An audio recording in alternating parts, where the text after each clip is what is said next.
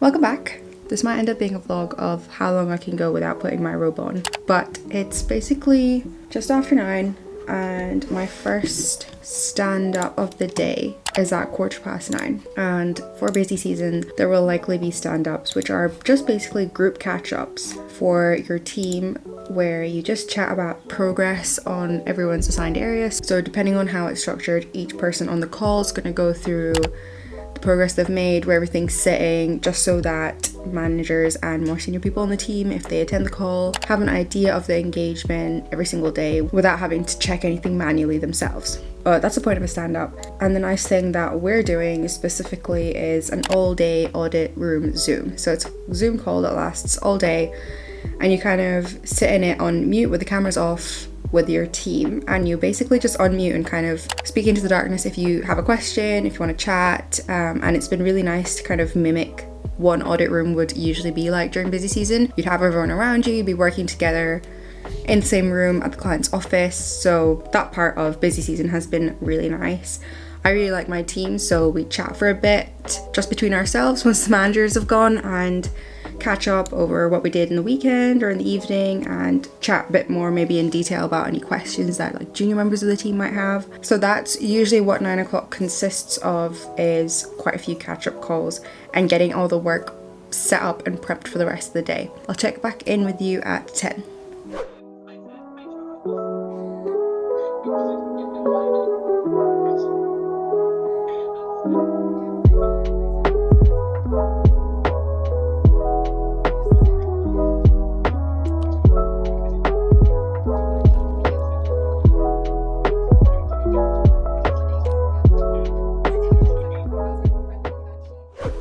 The robe's on. It got really cold. I'm actually a little bit late on this update. It's actually 10:30 now. So busy season for me consists of different group jobs, and a group job usually means that the group team, wherever they're based, they'll send over a set of instructions, and you'll learn more about like the group audit process and procedure when you're actually studying for the CA qualification. For ICAS, there's a module called ABS, which is Assurance in Business Systems, I think, and the whole group audit process is outlined within that. So you are kind of aware of it as you're doing the job, and from people kind of showing you the ropes when you first join the firm.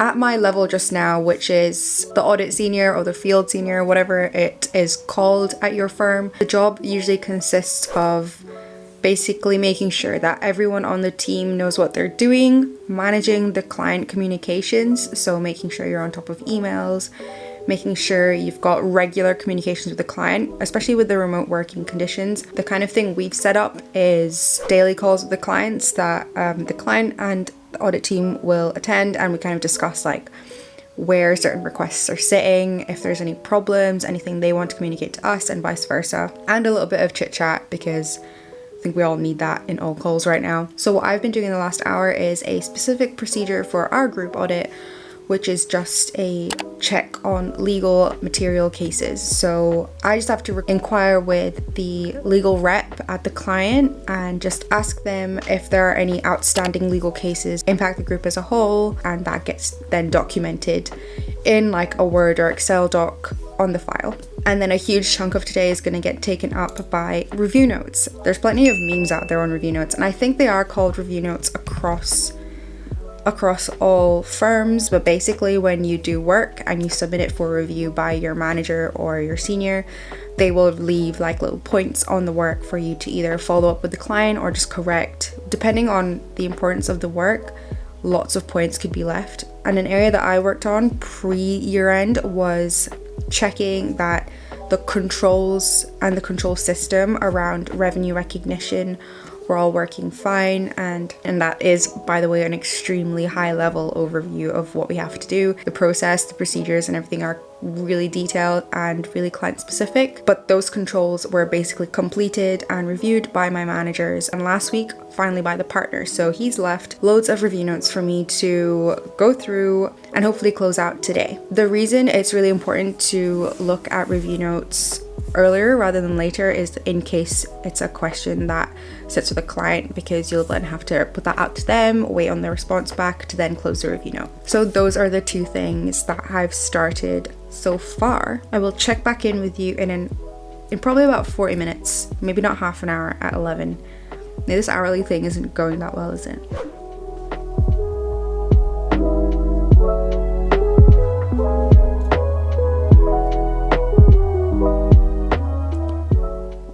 Lunchtime. I'm gonna take the robe off because I think I'm wearing it to death.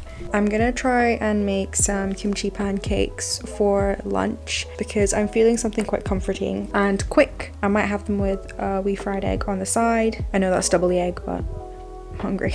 And it's just gonna be a quick lunch today because I am drowning in review notes, as I said before.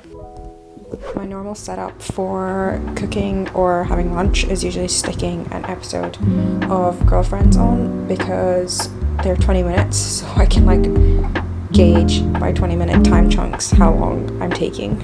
I'm so sorry. Please let it be okay. Please, my love. Maybe I should just tell her the career thing. Wait, stop beating yourself up.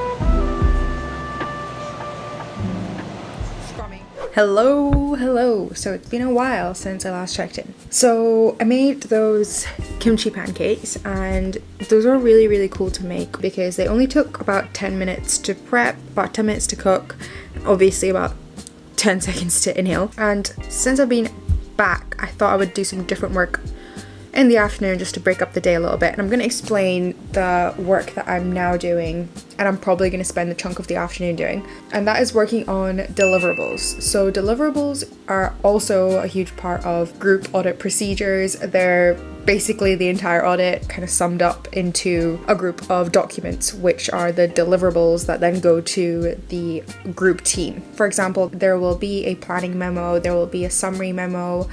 They'll be called different things on different jobs and different firms, but you have to complete those. Those are the chunkier ones. And the kind of documents that you'll have to do will depend entirely on the kind of client that you have. So like the kind of company that you're auditing and also like the scope of the audit, the group audit, like how much work the group team actually want you as a component team to be doing. So usually there'll be summaries of all the work across the file. You'll have to provide summaries of any controls testing if you had to do controls testing, summaries of all the findings from all the substantive testing, and they're basically just formally written up, neat looking documents that the group team can then review. I'm doing higher level work with this being my third busy season on this particular client or this company that we're auditing. So the juniors on the team are doing the majority of the substantive work, which means like the actual testing for all the balances that are in scope. So that means requesting the information from the client, sampling any listings, then requesting the support for those samples from the client again. So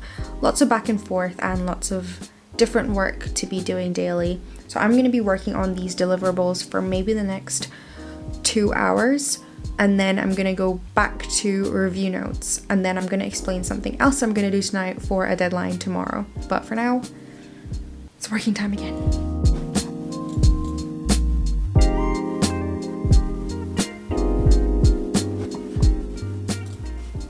Hey guys, so it's 6 o'clock now, but I wanted to talk to you guys about internal deadlines and how they work and how they can kind of structure your week sometimes. I mentioned this in my video where I spoke about the day-to-day activities for a junior auditor, but I basically said that the whole timescale of the audit for us as the field seniors and the actual people who are doing the testing and things like that, everything is driven by the review deadlines that will usually be organized by, they were organized by me on this job, so I had to book some time in with partners, managers, external reviewers, quite a few months in advance sometimes, to make sure that they had appropriate time slots to look at our work, because they need that time booked in quite far in advance. Those little slots are your deadlines for work. So because, for example, one work paper will have to go through a review with a manager and then the partner, those two deadlines might be a couple of days apart or a week apart, and you have to work to get that paper ready for the manager review, the initial one. And then in between that review and the partner review, you have to then make some time to close down any points that the manager may have raised, so it's then ready for the partner to look at. And one thing that I actually really struggle with review notes and work papers in general is actually getting that work paper to 100% perfect before it gets to that initial review. It depends on your manager's style and how tight the deadlines are at the end of the day. I've always been told it's better to get it to 80% perfection and getting it through the reviews efficiently rather than waiting on the 100% perfection level before it gets to review, and you end up kind of pushing deadlines and it becomes a little bit messy. So it's definitely a case of just letting go of that need to have perfect work all the time, and that can apply to like so many different aspects of life. But that's one that comes up in audit, which is cool. So I'm actually going to take a break right now and stretch for a bit and maybe come back later on, because there's stuff that, you know, it's just best to get stuff done and be prepared for like when the deadline actually comes around. So that's why I'll be coming back to do more work later on. But yeah, for now it's snacks and stretch time. The brand's not quite. Meaning, spend 2 days to run right off and do something else. Well, we got steady. That's so childish. Listen, man, Lena. So what if my ex-wife recommended you tell me you're good? So you heard them play. I fried the halloumi and tomatoes in some When I book a sriracha. band, I never...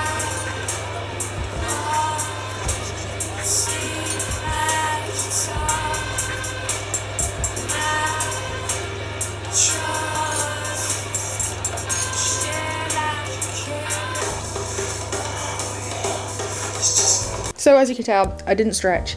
I just squeezed in a slice of toast with some jam on it, but I've got a non-work related call just now to do. Today is relatively like wholly on work, and that is primarily because this is probably the only day in the week I will be able to get away with not doing any YouTube related stuff, Instagram related stuff, everything like that. So I'm kind of taking advantage of that and getting as much day job work as I can done. So I will update you when I log back into work, which will probably be my last stint for the day, and check in with you then. But for now, goodbye again.